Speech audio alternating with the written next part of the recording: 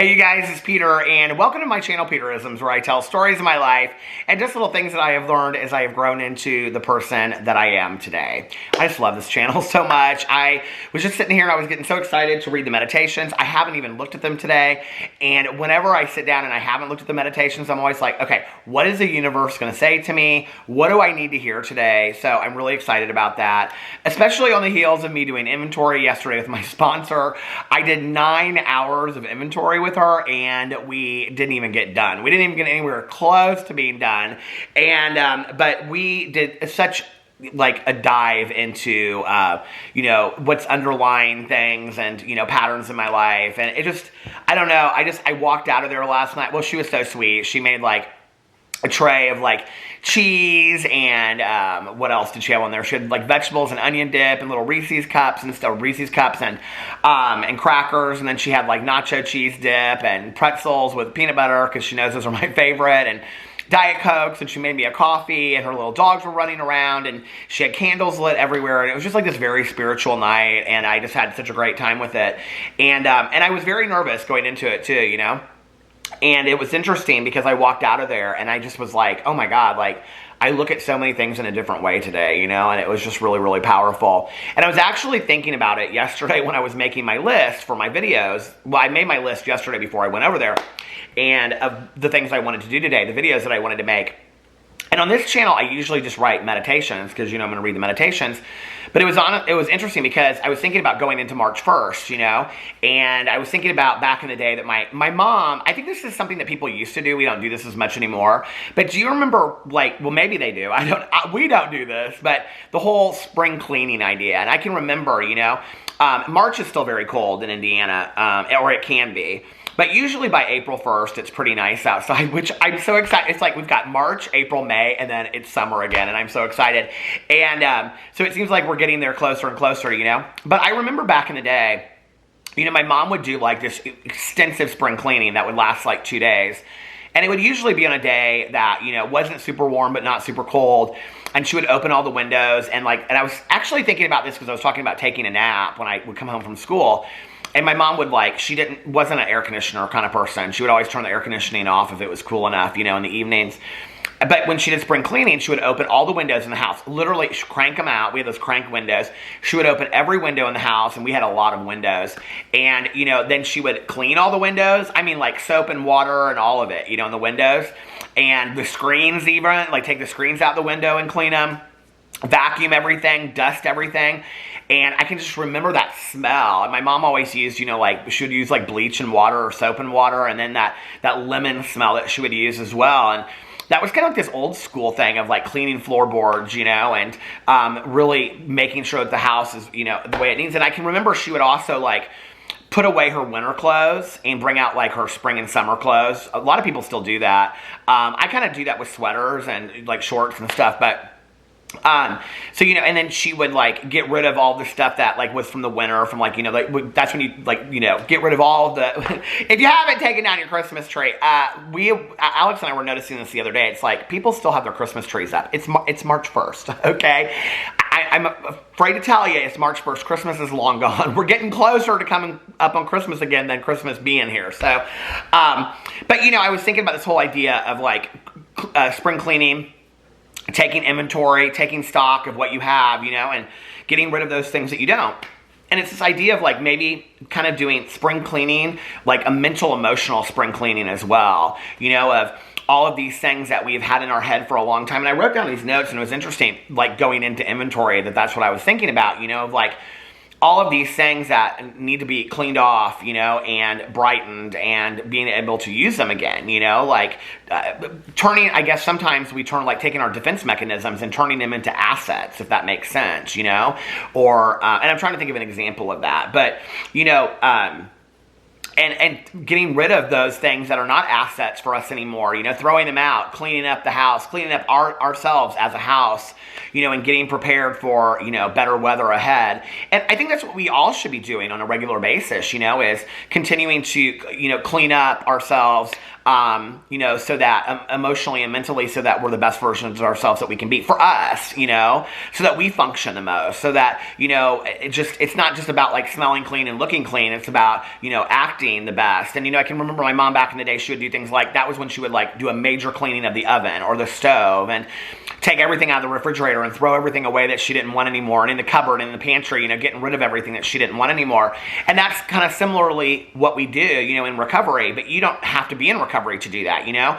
It's like if we clean out an oven, it's so that it operates better, right? Well, don't we want to do the same thing? Don't we want to get rid of all of that mental junk that just floats around in our head? You know, those old resentments and anger and all of that stuff that we just let linger in our head, you know? And I said to my sponsor last night, because like we really looked at stuff, and I said to her, she's like, you know, we're really going in deep on stuff, and I said, I don't want to revisit this stuff. And I said, unless something comes up with it, like I don't want to revisit this. Like I want to do it and I want to move on. Like I want to be able to put this stuff here and say, you know what, I've worked on this.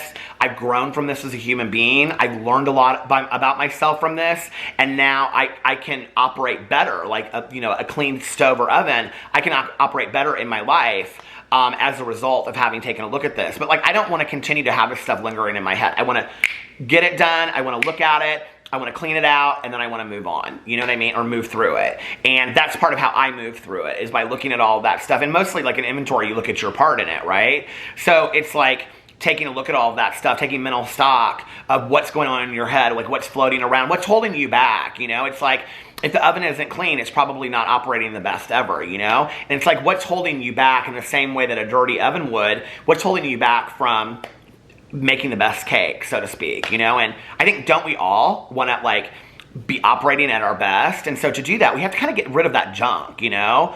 And I think this is a really important thing with like seeking professional help.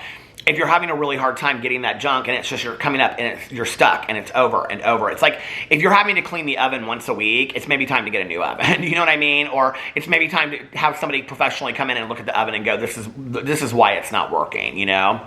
And I remember like years ago, our air conditioning, we would have somebody come out, and they would, it was actually, this is kind of sad, but it was actually a friend of mine who passed away from a heroin overdose, and he like owned a HVAC company. And so he would come out and he would like replace the whatever it is, you know, to make the air conditioning, but it was just band-aiding the situation.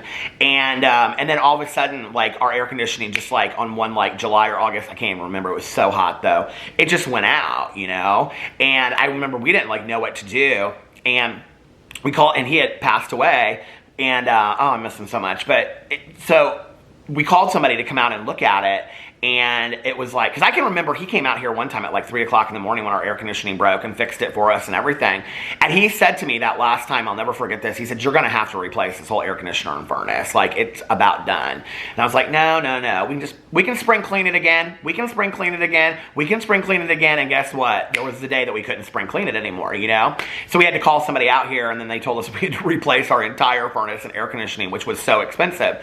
So, you know, I look at that and I think in a very similar way, isn't that what we do with ourselves? You know, don't we have to like at some point reach out to somebody professionally and say, okay, like tell me what I need to do going forward, you know, help me with this going forward. So there's no shame in that, you know. And I think one of the reasons why I talk about, you know, like my own experience with going to counseling and recovery is because I want to destigmatize those things. You know, I want people to understand there's no shame in going to a counselor, life coach, therapist, psychiatrist, whatever. There's no shame in it at all. If you can afford it, please, you know, get on it immediately if you feel like you need somebody to talk to. And you don't have to, like, I think we have this idea that there has to be something really wrong in our lives to go and see somebody, and that's not the case at all. You know, it's just a sounding board sometimes for what we're going through in life. And, you know, I think if you can't afford it, there's a lot of like low-income sliding fee scale people that are out there. I always recommend the website Psychology Today because you can go on there and put your zip code in, and it will show you like counselors, therapists, life coaches in your area, and you can literally put in like low income, and it'll pull up all of the people that are on like a sliding fee scale. And if you don't know what that means that they'll slide their fee according to what you earn. So they'll make it affordable for you. And there are people out there that are trying to provide affordable mental health. There's not great services, but there are some. So anyway, I was just thinking about that yesterday, the idea of like, spring cleaning ourselves. Like, we spring clean our house, we spring clean our backyard and our patio and our car. But sometimes I think the most important thing we forget about is ourselves, So, all right, let me get into, let's just read one meditation today. And it is March 3rd. No, don't rush things, Peter. It's March 1st. Okay, I'm kind of looking through them to see what I think of each of these. That one wasn't bad, but I want to see what the next one is. Melody Beatty. Okay, I like that one.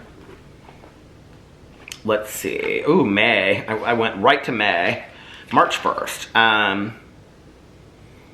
Okay, this is a good one, because this is a lot of what I talked about last night in my inventory. Letting go of anger, March 1st.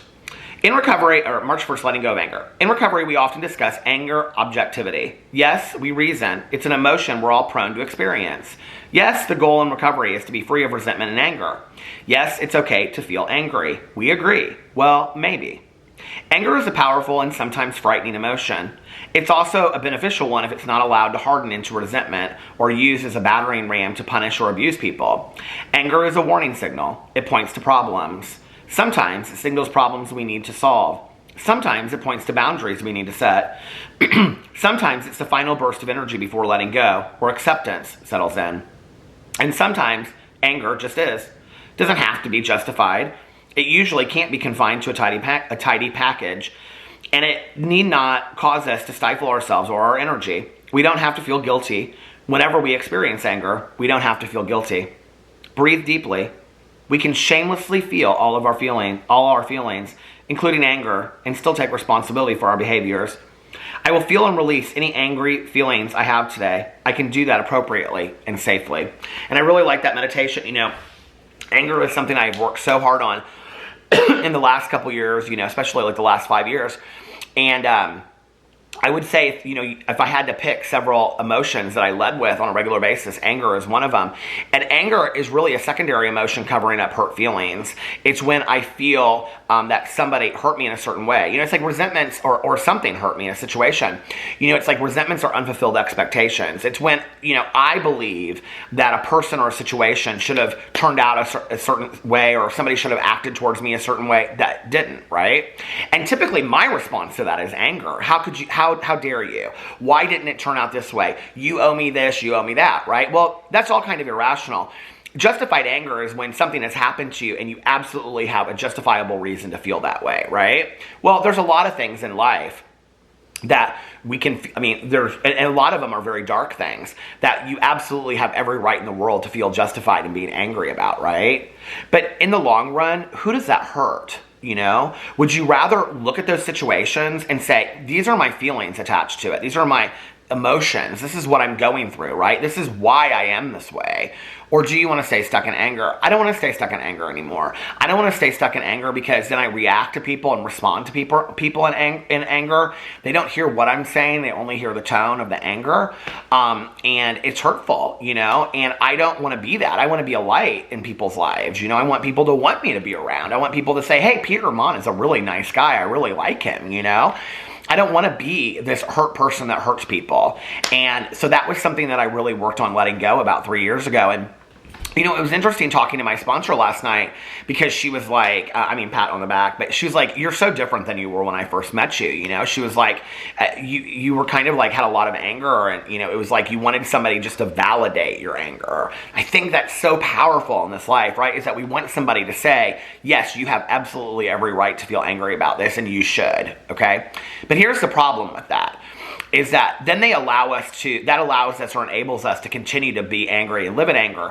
And that person goes on to their house and watching a Netflix show, and they continue to live their life while we're sitting over here, okay? And, we're borrowing trouble, and we're allowing ourselves to be angry. It's like, like hitting myself, expecting somebody else to hurt. It's like, why am I doing that, And I heard this great quote when I was listening to this lead last week, and it was like, what did they say?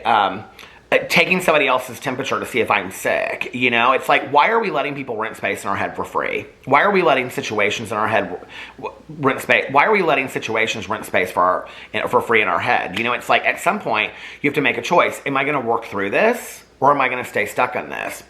I don't want to stay stuck in it. Life is way too short, you know? I have had people in my life that were very, very angry people, you know? My mom was somebody that was she wasn't an super angry person, but she was very fearful of a lot of things, from mosquitoes to snakes to irrational stuff to rational stuff to all kinds of stuff, but she led with fear. Unlike my anger, her fear was an emotion that she led with. And I really saw it like be a huge obstacle in her life and keep her from doing anything that would make her happy, you know? And I do think that, you know, looking back on her life, I mean, she said to me, when you look back on your life, it's not the things you did that you regret, it's the things you never tried. And I think that was so hard for her because there were so many things that she didn't try and didn't do because of fear, right? Well, whatever that emotion is that you lead with, if it's more of a, I don't want to say a negative emotion, but if it's an emotion, you know, other than like patience, love, kindness, you know, gentleness, if it's, because those are all, you know, emotions too, but if it's an emotion that serves as an obstacle in your life, then I think that what I would suggest is taking a look at that emotion and saying, what do I need to do to remove this? Like, what do I need to do to remove this as my emotional response to situations? Because what I realized was anger wouldn't get me anywhere. It wasn't achieving the response that I wanted long term, you know? And that was where I started. If you go back and you watch my meditations from 2 years, they're different, you know? I was talking about pause buttons, which I use on a regular basis today. I was talking about all this stuff. You know, now I have these tools that I use. I get up, I do my meditations and my gratitude list and my prayers. As I'm walking around the room, I'm doing that in my head. I'm talking to my higher power. And then, you know, something happens. It's like pause button, you know? And I know how to do those things today, but that took me some time to learn those things. And by putting them into action and learning them, you know? So what emotion is an obstacle from you fully enjoying your life today? That's a question I had to start asking myself, you know? Did I want to stay angry and bitter forever? Sure, maybe it's justified. Maybe I had a right. You know, maybe somebody really did wrong me, and I had an absolute right to be upset about that and to be angry. But what good was it serving me? And I'm not saying that in the moment you're going to get over it that quick. I'm not talking about that. I mean, you're allowed to feel your feelings, right? I mean, that's honest, but don't forget that feelings aren't facts. And we shouldn't be living our life based on those feelings and those emotions that are going to be obstacles to us truly enjoying our life. I mean, for me, everything that I do today, from inventory to going to meetings to whatever, it's not just about staying sober. It's like another quote that I heard in this meeting the other night. I stick around because I want to see how good it's going to get, you know? I do all this stuff because I want to have the best life possible. You know, I want to wake up every day and be excited about life. And I want the people around me to also benefit from that and be like, you know what, like I enjoy my time with Peter. You know, there was a time that I was a negative source of energy around a lot of people. I don't want to be that today. I mean, I've got some people in my life that, well, they're not really in my life anymore, but, you know, they're just negative Nancy's. It makes me sad for them. It really does, because they can't see how they're standing in the way of their own happiness. You know, and I did that, and I don't want to stand in the way of my own happiness. So whatever work I have to do, whether it's spring cleaning and inventory, or whether it's taking a look at those emotions that aren't benefiting me, not that I'm not going to get angry from time to time, because that's a natural human response. I am, right? But I have tools today. I can pick up the phone. I can call my sponsor. I can journal about it. You know, I can take a look at, why am I angry? What is that about? Is it because of hurt feelings? You know, why are my feelings hurt? What did I expect to go differently today? You know, and what's my part in that, you know? And is it just that I had maybe too high expectations for somebody that's a human being out there that's going to make mistakes and fault too, you know?